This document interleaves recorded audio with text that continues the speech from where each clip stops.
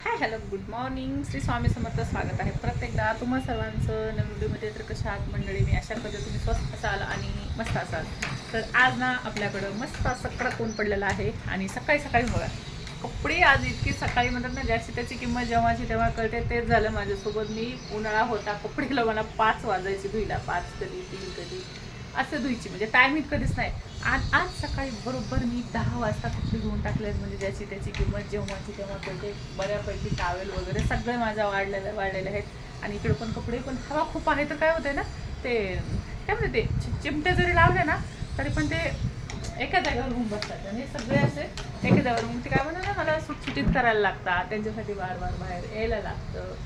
पण कपडे सुकवण्याची खूप मला तर मला अजिबात कपडे म्हणजे हे जमत नाही. म्हणजे प्रत्येकाच काम मला चाकची जागेवर सगळ्या गोष्टी पाहिजेत. आणि अशाच माझ्यासारख्या बऱ्याच गृहिणी असत्या की त्यांना थोडंही इकडं तिकडं काही झालेलं चालत नाही. यामध्ये आपण काय करतो म्हणताय मग माहिती आहे का, सगळ्या गोष्टीचं यामध्ये सगळ्यात मोठं आपलं नुसतं नाही. आपण काय करतो, सगळे प्रायोरिटी, इथं घाण झालं ते पुसायचं, ते घाण झालं ते पुसायचं, इथं घाण झालं हे साफ करायचं, भांडी पडली भांडी कशी, यामध्येच आपला पूर्ण वेळ जातो. आपण स्वतःकडे अजिबात लक्ष देत नाही. आणि हेच माझ्यासोबतही होतंय.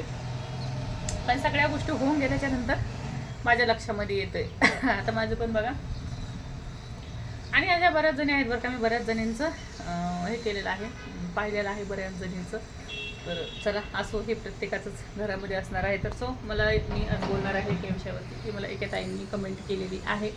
तर मी स्टँड बघा, मला स्टँड घ्यायचा होता, स्टँड आतमध्ये ठेवून आले किचनवरती. असंच होतं माझ्यासोबत. तर एक कमेंट आहे, मला त्यावरती बोलायचं आहे ताईंनो. तर ही सर्वांसाठीच कमेंट आहे, मी म्हणणार नाही की त्या ताईसाठीच आहे एकटीसाठी, कारण त्या ताईंनी केलेली आहे. मला पण बऱ्याच ह्याच्यावरती आता सध्या तेच प्रॉब्लेम आहेत सोशल मीडियावरती खूप.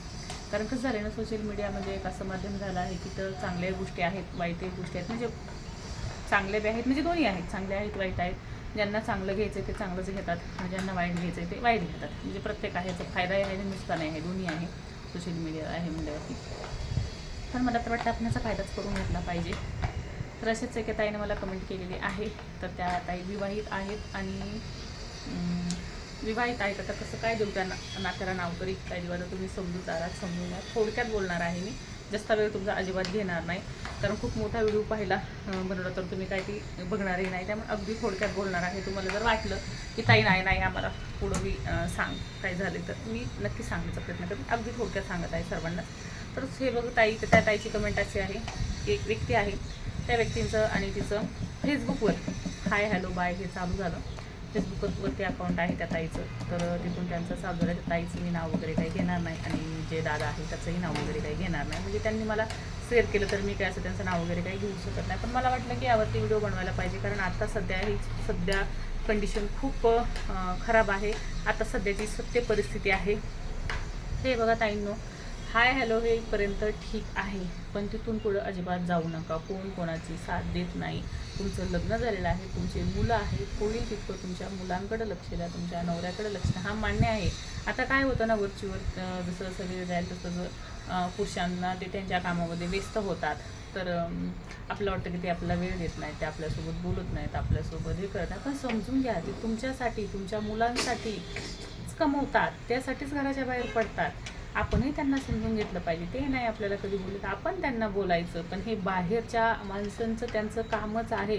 फक्त त्यांना बरोबर समजलेलं आहे की बाया आता लेडीज ज्या आहेत 30च्या नंतरची घटना जास्त घडायला लागल्यात. पहिलं म्हणायचं ना 16 वरीचं धोक्याचं मी, आता सध्या ती परिस्थिती नाही. आता सध्या काय आहे, 30, 40, 45, 30च्या नंतरच्याच स्त्रियांसोबत ह्या प्रकरण जास्त घडायला लागले. तर आपण समजून घ्यायचं आहे. त्यांना हाय हॅलो करा, म्हणजे त्यांचा मोठू फक्त ते साधून घेण्याचा प्रयत्न करत असतात. साथ कुणी देत नाही, फक्त गोड बोलतात, एवढं समजून घ्या. आपण काय करतो, त्यांना हाय हॅलो केलं की आपण आपला वेळ, आपल्या मुलांचा वेळ, आपल्या नवऱ्याचा वेळ, आपण जे काय काम करतोय त्याचा वेळ, सगळा वेळ पूर्ण आपण त्या व्यक्तीला देतो, आणि ती व्यक्ती पुन्हा आपला पुरेपूर फायदा घेते. आणि त्या ताईसोबतही तेच झालेलं आहे. तर ताईंनो, ह्या गोष्टींपासून होईल तितकं लांब राहा. आणि तुम्हाला वाटतं ना की ते माझी साथ देते, माझी सपोर्ट करते, त्यांचं काम फक्त गोड बोलणं आहे, एवढं लक्षात राहू द्या. जेवढं तो आपला नवरा आपल्याला किंमत देईल, जेवढं नवरा आपली साथ देईल, तेवढं बाकीचा कोणताही पुरुष असू द्या ती आपली साथ अजिबात देणार नाही. तर त्या ताईचं मत असंच आहे की ताई अगोदर खूप गोड बोलला, सगळ्या गोष्टी केल्या. आता ती कहाणी खूप लंबी आहे. तुम्हाला जर हे करायला इंटरेस्ट असेल तर मला ह्या व्हिडिओच्या खाली कमेंट टाका की ताई सांग. म्हणून मी फक्त सावध करण्यासाठी तुम्हाला सांगत आहे की एखादा पुरुष जर तुम्हाला कोणी असो गोड गोड बोलत असेल खूपच, तर गोड बोलतं ह्याचा अर्थ असा नाही आहे की मग आपण काय करतो, थोडंसं गोड बोललं की आपल्या घरातल्या गोष्टी त्यांच्याशी शेअर करायला करतो.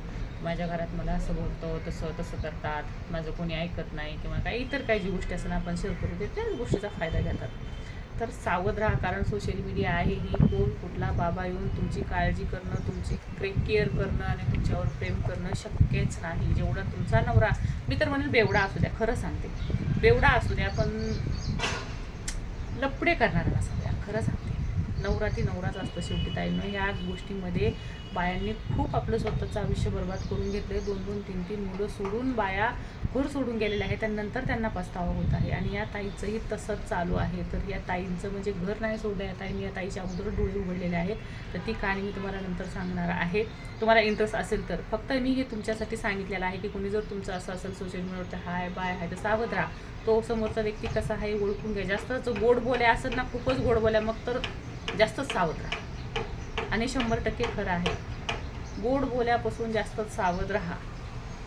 आणि असंही म्हणणार नाही की सगळे पुरुष सारखेच असतात, काही असे असतात, काही तसे असतात, पण माणूस ओळखण्यावरती आहे. पण थोडंसं काय म्हणतात ना, ताक कोळल्यावरती थोडंसं दूध फुकून प्यायलं चांगलं असतं. थंड झाल्यावर तर प्यायचंच आहे आपल्याला.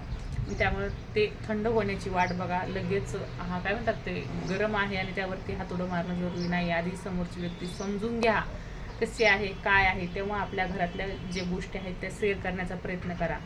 नाहीतर ते फक्त त्यांचं गोड बोलण्याचं काम करतात. हे मात्र समजून घ्या. तुम्ही हे समजायला पाहिजे की आपलं असं कोणीच नाही.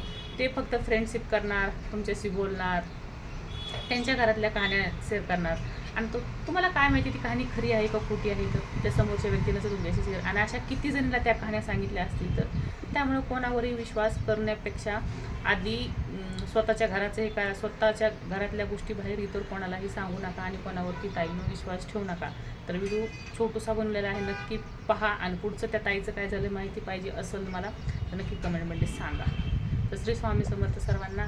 आणि व्हिडिओ आवडला असेल तर लाईक करा, नवीन असेल तर नक्की सबस्क्राईब करा. Thank you, bye.